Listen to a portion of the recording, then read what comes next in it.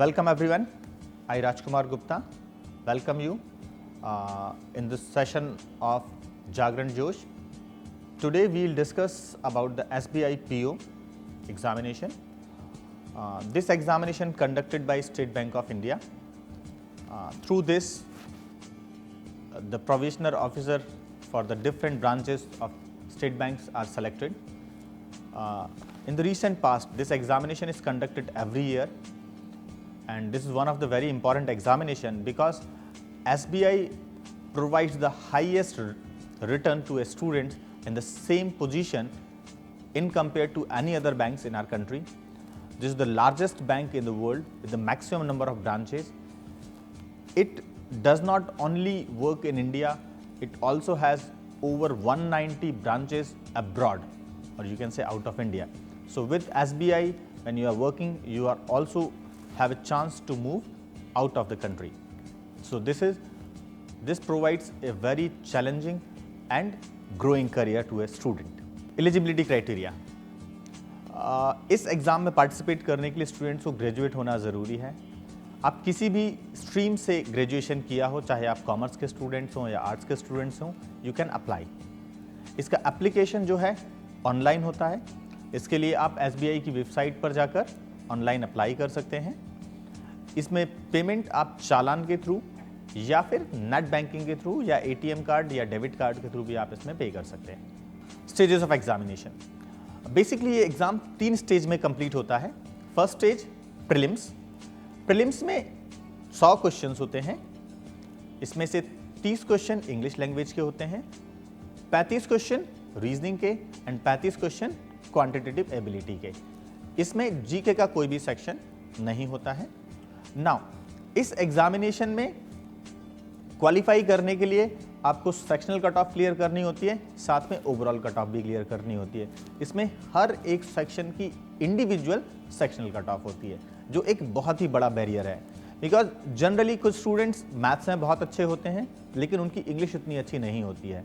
तो although they clear the overall cut off, उनकी overall cut off clear हो जाती है, उनका पूरा स्कोर जो कट ऑफ है उससे ज़्यादा चला जाता है, लेकिन वो इंग्लिश में अच्छा स्कोर नहीं कर पाते, तो वो सेलेक्ट नहीं होंगे। And same for the other students जो कि मैथ्स में अच्छे नहीं हैं। तो आपको हर एक सेक्शन में इंडिविजुअली कट ऑफ क्लियर करना मैंडेटरी है। जब तक आप हर एक सेक्शन में इंडिविजुअल कट ऑफ क्लियर नहीं करेंगे, आपका सिलेक्शन नहीं होगा। इसलिए यहाँ पर आपको हर एक सेक्शन में टाइम को डिस्ट्रीब्यूट करना ज़रूरी है, ताकि किसी भी सेक्शन में आपका स्कोर कम ना रह जाए। Now second stage is mains. Mains में 4 सेक्शन होंगे, English language, reasoning ability, data interpretation and general awareness. इसमें मैथ्स नहीं आएगी, सिर्फ चारों सेक्शंस होंगे। लेकिन DI is again somehow very much, you can say close to maths. If you are good at maths, you can also be good at data interpretation. इसमें हर एक section में 50 क्वेश्चन होंगे, टोटल 200 क्वेश्चन, और हमारे पास time फिर से 2 घंटे का होगा। नाउ यहाँ पर फिर से एक इम्पॉर्टेंट है, यहाँ पर sectional cut of and overall cut off दोनों कट ऑफ क्लियर करना स्टूडेंट को ज़रूरी है। अगर आप ओवरऑल कट ऑफ क्लियर कर लेते हैं, लेकिन अगर आप सेक्शनल स्कोर नहीं निकाल पाते हैं, तो आपका सिलेक्शन नहीं होगा। इसलिए आपको हर एक सेक्शन में टाइम अलॉट करना ज़रूरी है। एंड ये टाइम वेरी कर सकता है अलग अलग स्टूडेंट्स पे। जैसे कि कोई स्टूडेंट जो मैथ्स में अच्छा है, वो कम समय में मैथ्स में ज़्यादा स्कोर कर सकता है, लेकिन अगर वो मैथ्स में अच्छा नहीं है, तो उसको मैथ्स में कम स्कोर करने के लिए भी ज़्यादा टाइम देना पड़ेगा। तो आपको इस हर एक सेक्शन के लिए कितना टाइम देना है, ये आपके ऊपर डिपेंड करता है। और ये डिसाइड करने के लिए आपको पहले इंडिविजुअल मॉक टेस्ट देने पड़ेंगे। उसमें आपको डिफरेंट सेक्शन में ऑब्जर्वेशन करना पड़ेगा कि आपने किस सेक्शन में कितना टाइम दिया और कितना स्कोर किया। जब तक आपका टाइमिंग परफेक्ट नहीं है, एग्ज़ाम क्लियर करना मुश्किल हो जाएगा। बिकॉज जैसे जनरली हम दूसरे एग्ज़ाम से करते हैं कि जो सेक्शन हमारा स्ट्रांग है, हम उसमें ज़्यादा टाइम दे देते हैं। तो अगर आपने ऐसा किया, तो जो सेक्शन आपका वीक है, उसमें अगर आप कम टाइम दे पाते हैं और उसका सेक्शनल कट ऑफ क्लियर नहीं होता, तो आपका एग्ज़ाम का अटेम्प्ट वेस्ट चला जाएगा। इसलिए इसमें हर एक सेक्शन को टाइमिंग को आपको ध्यान रखना पड़ेगा, और ये सिर्फ आप ही पता कर सकते हैं, आपको कोई और नहीं बता सकता। नाउ अभी हर एक सेक्शन में से हमने रिसेंट ईयर के जो पेपर हुए उस पर हमने कुछ स्टडी की है और आप देख सकते हैं स्क्रीन पर कि किस किस टॉपिक में से रिसेंट ईयर में कितने क्वेश्चंस आए हैं। ज़रूरी नहीं कि यही पैटर्न फॉलो हो, बट ये समहाउ आपको हेल्प कर सकता है ताकि आप देख सकें कि आपको किस किस टॉपिक पर फोकस करना चाहिए। सेकेंड स्टेज मतलब मेंस के दो पार्ट थे। पहला पार्ट था ऑब्जेक्टिव टाइप टेस्ट जो हमने अभी डिस्कस किया। इसका दूसरा पार्ट है डिस्क्रिप्टिव टेस्ट। डिस्क्रिप्टिव टेस्ट में आपको एक लेटर लिखना होता है और एक ऐसे। लेटर राइटिंग के लिए हमारे पास 3 ऑप्शन होते हैं और ऐसे राइटिंग के लिए भी 3 ऑप्शन होते हैं। उनमें से हमें कोई एक चूज करना होता है। लेटर राइटिंग के लिए 20 मार्क्स होते हैं एंड ऐसे राइटिंग के लिए 30 मार्क्स होते हैं। लेकिन डिस्क्रिप्टिव टेक्स्ट के मार्क्स तभी इंक्लूड किए जाएंगे या ये तभी चेक किया जाएगा जब आप first part means objective test clear कर लेते हैं। इसमें आपको इंडिविजुअली सेक्शन में भी क्लियर करना पड़ेगा, साथ ही साथ ओवरऑल भी क्लियर करना पड़ेगा। इस एग्जाम को क्लियर करने के लिए हम जरा फोकस करते हैं अभी कट ऑफ्स पे। Although cut offs are very nominal, means जब हम प्रीलिम्स की बात करते हैं तो cut off is between 20 to 30% marks. It's not exact, it may vary from exam to exam, but again approximate 20 to 30% marks जो उस सेक्शन को अलॉट हैं वो आपको स्कोर करने होते हैं। ये प्री के लिए होता है, साथ ही मेंस में भी यही पैटर्न होता है। लेकिन अगर हम ओवरऑल एग्जाम की बात करें इंक्लूडिंग डिस्क्रिप्टिव राइटिंग, तो रिसेंट ईयर में जो कट ऑफ देखी गई है वो करीब 130 के आसपास आती है आउट ऑफ ओवरऑल 250 मार्क्स। ठीक है, एवं इस फाइनल सिलेक्शन में प्रीलिम्स के मार्क्स ऐड नहीं होते, सिर्फ मेंस और मेंस में जो डिस्क्रिप्टिव राइटिंग है उसके मार्क्स ऐड होंगे जो कि 250 मार्क्स का होगा। उस 250 में से 130 मार्क्स इज द टारगेट। ये वो मिनिमम है, ऑल्दो कट ऑफ कम जाती है। This is 130 marks is what the score of student who got the job. चले, अभी हमने बात की कि हमें पेपर में कितने मार्क्स लाने और पेपर में क्या क्या आता है ना। अभी बात करते हैं कि अटेम्प्ट करना कैसे चाहिए। जैसे कि हम पहले हमारा प्रीलिम्स होगा। प्रीलिम्स में ओवरऑल जो है फाइनल सिलेक्शन में प्रीलिम्स का रोल नहीं है। प्रीलिम्स सिर्फ एक क्वालिफाइंग राउंड है। इसमें हर एक सेक्शन में आपको इंडिविजुअली स्कोर करना है, which is approximate 20 to 30% in each section, जबकि ओवरऑल कट ऑफ अप्रॉक्सीमेट 40 से 45% मार्क्स होती है। तो आप जब पेपर दे रहे हैं, पेपर देने से पहले आप स्ट्रेटेजी प्लान कर लें कि आपको अगर 40 से 45% मार्क्स लाने हैं तो आप स्ट्रेटेजी बनाएं कि आप 60% मार्क्स कैसे लेकर आएंगे। इसको आप अपने हिसाब से, अपनी एबिलिटी के हिसाब से, आपका जो स्ट्रॉन्ग सेक्शन है उसमें स्ट्रेंथ के हिसाब से डिस्ट्रीब्यूट कर लें। बट ये ज़रूर ध्यान रहे किसी भी सेक्शन में आपके अप्रॉक्सीमेट 30% मार्क्स आपके ज़रूर हों ताकि आप सेक्शनल कट ऑफ क्लियर कर पाएँ। अभी हम बात करते हैं मेंस एग्जाम की। मेंस एग्जामिनेशन में हमारे पास 200 क्वेश्चन हैं और 2 घंटे का टाइम है। जो बड़ा चैलेंज है वो है कम टाइम में ज़्यादा स्कोर करना एंड साथ में नेगेटिव मार्किंग। इन दोनों चीज़ों से एक साथ फाइट करने के लिए ज़रूरी है कि आपकी प्रैक्टिस बहुत ही अच्छी हो। ठीक है, सिर्फ नॉलेज लेने से या कोचिंग लेने से या बुक्स पढ़ने से आपकी प्रिपरेशन कंप्लीट नहीं हो जाती है। आपकी प्रिपरेशन कंप्लीट होती है जब आप मल्टीपल टाइम्स टेस्ट देते हैं और आपने जो नॉलेज गेन किया है स्टडी के थ्रू, बुक्स के थ्रू, कोचिंग के थ्रू, उसको अप्लाई करने का। जब आप मल्टीपल टेस्ट देंगे तब आपको पता चलेगा कि आप कहाँ पर एरर कर रहे हैं। इस एग्ज़ाम में स्ट्रेटजी का एक बहुत बड़ा रोल है। जैसे कि हर एक सेक्शन को एक इंडिविजुअली फिक्स टाइम प्रोवाइड करना। फिक्स टाइम प्रोवाइड करना इसलिए भी ज़रूरी है बिकॉज एग्ज़ाम के लेवल के हिसाब से कट ऑफ कम या ज़्यादा हो सकती है और एग्ज़ाम में बैठकर हम ऐसा नहीं कर सकते कि अगर हमने 30% का टारगेट बनाया है, सपोज़ पेपर टफ आ जाता है तो हो सकता है कट ऑफ 30% से कम पर भी चली जाए और भी कम पर जाए, तो हम किसी सेक्शन में स्टक होकर ना रह जाएं, हमारा सेक्शनल कट ऑफ ना रह जाए। इसलिए आप बार बार टेस्ट की प्रैक्टिस करें और उस टेस्ट में आप देखें कि आप सेक्शनल कट ऑफ कितनी देर में निकाल पाते हैं। सो दैट अगर आपका टाइम का डिस्ट्रीब्यूशन प्रॉपर होगा तो अगर पेपर टफ होगा तो आपके अटेम्प्ट कम होंगे, लेकिन स्टिल आप एबल होंगे अपनी कट ऑफ्स क्लियर करने में। अगर ईजी होगा तो उतने टाइम में दूसरे बच्चे ज़्यादा करेंगे तो आप भी ज़्यादा कर पाएंगे। इसलिए नंबर ऑफ क्वेश्चन डिसाइड करने से बेटर होता है कि हम इंडिविजुअल सेक्शन का टाइम डिवोट कर दें, उसको हम डिसाइड करें। कोई भी सेक्शन हमारा छूटना नहीं चाहिए। नेक्स्ट इंपॉर्टेंट पॉइंट है order of the test paper. आप किस सेक्शन पर को कैसे फोकस करेंगे, इसके लिए भी आपको स्ट्रेटेजी बनाना ज़रूरी है। जहाँ तक मैं बेहतर समझता हूँ, सबसे पहले हमें उस सेक्शन पर फोकस करना चाहिए जिस सेक्शन में हम कम समय में ज़्यादा स्कोर गेन कर सकें, ताकि हम मेंटल प्रेशर से थोड़ा फ्री हो जाएं। ठीक है ना। जैसे कि जीके का सेक्शन, इसमें अगर हमें पता है हमारे पास क्वेश्चन के आंसर हैं तो हम बहुत कम समय में ज़्यादा क्वेश्चंस के आंसर कर पाएंगे। फिर अगर बाद में हमारे पास कम समय बचता है तो सेक्शन छूटने का चांस नहीं रहेगा और हमारा नुकसान भी कम से कम हो जाएगा। दूसरी इंपॉर्टेंट बात, जो सेक्शन आपका सबसे वीक है, जिसमें आपको सबसे ज़्यादा प्रॉब्लम है, उस सेक्शन को कभी भी हमेशा लास्ट के लिए ना छोड़ें, क्योंकि अगर आप उस सेक्शन को लास्ट के लिए छोड़ेंगे तो हो सकता है कि उसमें आप प्रॉपर टाइम ना दे पाएँ। वो सेक्शन आपका वीक भी था तो उसमें सेक्शनल कट ऑफ आपकी रुक सकती है। इसलिए कभी भी जो सबसे वीक सेक्शन है उसको सबसे लास्ट के लिए ना छोड़ें।